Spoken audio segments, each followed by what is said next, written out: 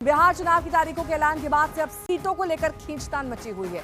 India गठबंधन और NDA दोनों धड़ों के सहयोगी ज्यादा से ज्यादा सीटों की मांग पर अपने उम्मीदवार चाहते हैं।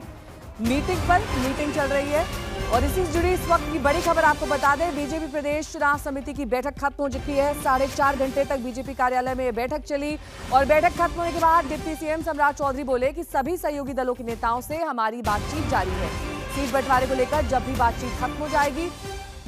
वहीं कुछ ही देर पहले सीएम आवास पर जेडीयू की बैठक खत्म हुई, जहां सीटों को लेकर मंथन हुआ।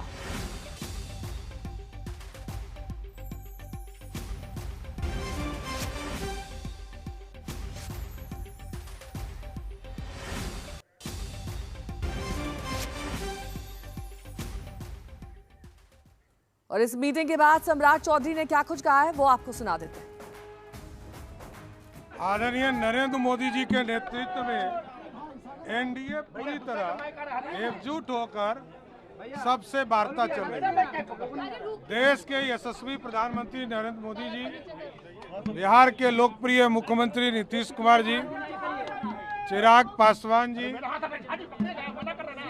जीतन राम मांझी जी, उपेंद्र कुशवाहा जी, सभी पार्टियों से लगातार भारतीय जनता पार्टी के नेता बात कर रहे हैं। बड़ा ही सौहार्द माहौल में सबसे वार्ता हो रही है और जल्द ही आप लोगों को खुशखबरी मिलेगी कि सबका गठबंधन का स्वरूप, सीट की संख्या सब आपको बताने का काम किया जाएगा। वार्ता सभी से चल रही है, सब लोगों से सौहार्द के साथ वार्ता लगातार चल रहा है। वार्ता के बाद आपको विस्तृत रूप से बताने का काम किया जाएगा।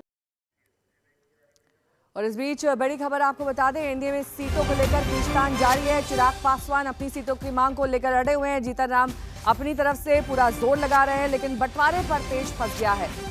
चिराग के साथ मुलाकात का शेड्यूल ही नहीं है, सूत्रों के हवाले से खबर आ रही है। शशि भूषण मेरे सहयोगी जुड़ गए हैं तमाम जानकारी के साथ। शशि भूषण,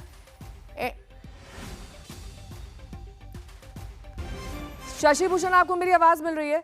सबसे पहले आपसे यही जानना चाहेंगे कि जेडीयू की जो बैठक हुई उससे क्या निकल कर आया, और इसके साथ ही चिराग पासवान जो मुख्य नेताओं से मिलने से परहेज कर रहे हैं, खासतौर पर धर्मेंद्र प्रधान से उन्होंने मुलाकात नहीं करी। उनका ये कहना है कि उनके जो पार्टी के अध्यक्ष हैं वो मुलाकात कर सकते हैं।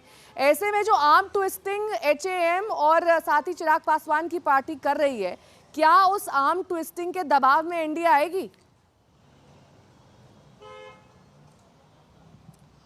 नेहा, देखिए, आपके पहले सवाल का जवाब ये है कि जनता दल यूनाइटेड की बैठक हुई थी। मुख्यमंत्री नीतीश कुमार के बुलावे पर जो पार्टी के सीनियर लीडर हैं वो मुख्यमंत्री आवास पहुंचे थे। तकरीबन 40-45 मिनट तक बैठक चली है। इसमें ललन सिंह और साथ ही साथ जेडीयू के कार्यकारी अध्यक्ष संजय झा भी मौजूद थे।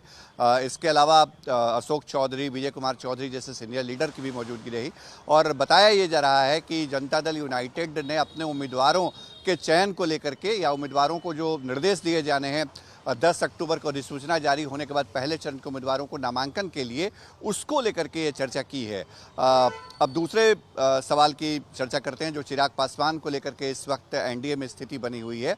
उसमें सबसे बड़ी और अहम खबर जो अभी आ रही है वो ये कि चिराग पासवान जो आज खगड़िया के सहरबन्नी में थे, अपने पैतृक गाँव में पिता रामविलास पासवान की पुण्यतिथि कार्यक्रम में गए थे, वो अब से थोड़ी देर बाद पटना पहुँचेंगे सड़क मार्ग से और यहाँ से सीधे पटना एयरपोर्ट जाएंगे। सीधे पटना एयरपोर्ट से वो दिल्ली के लिए रवाना हो जाएंगे। तकरीबन 8:30 बजे उनकी फ़्लाइट बताई जा रही है, हमने कंफर्म कर लिया है। यानी ये तय हो गया है कि बिहार में जो एनडीए गठबंधन है उसके अंदर सीटों के तालमेल पर जो बातचीत की उम्मीद पाले बीजेपी के नेता आज पटना पहुंचे थे, आज जो पहले से नेता उम्मीद कर रहे थे चिराग पासवान से पटना में बात होगी, वो बातचीत आज नहीं हो पाएगी। तो लगातार हम खबर बता भी रहे हैं अपने दर्शकों को कि चिराग पासवान जो है वो बीजेपी के सीनियर लीडर से बात करना चाहते हैं और यही वजह है कि वो कल जो बैठक हुई थी धर्मेंद्र प्रधान और विनोद तावड़े के साथ, जिसमें मंगल पांडे भी मौजूद रहे थे दिल्ली में, उसके बाद ये चर्चा रही कि आज एनडीए की एक और बैठक हो सकती है, चिराग पासवान के साथ बीजेपी के नेता बैठ सकते हैं। लेकिन अब इसकी कोई सूरत दिखती नहीं है क्योंकि चिराग पासवान अब से थोड़ी देर में पटना पहुँचेंगे और यहाँ से दिल्ली के लिए रवाना हो जाएंगे। अब दिल्ली में क्या चिराग को घेरने की तैयारी होती है, चिराग से कौन बात करता है, ये सभी अभी भविष्य में है। लेकिन चिराग पासवान ठीक है, मैं लौटूंगी आपके पास।